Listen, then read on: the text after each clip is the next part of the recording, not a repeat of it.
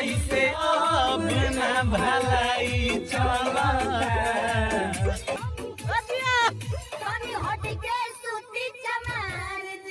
दवाई चलता दवाई चलता। जय भीम साथियों, नमो बुद्धाय। संघर्ष रिकॉर्डिंग स्टूडियो के एक और सुपरस्टार जो विकास राव के लेवल का गाना गाते हैं दोस्तों, इनका नाम है राजन राव। इन्होंने अभी तक संघर्ष म्यूजिक से अपने समाज के लिए काफ़ी सारा हिट सॉन्ग दिया है।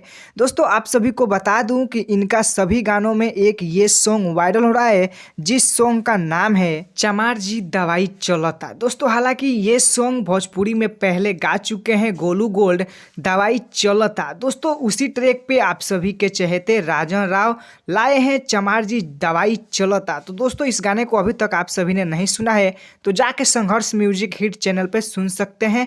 उसी चैनल पे इस गाने को छोड़ा गया है। वरना दोस्तों आप सभी क्या कहेंगे अपने चमार समाज के लिए कमेंट में लिखिए, नहीं तो जय भीम लिख कर ही जाइएगा।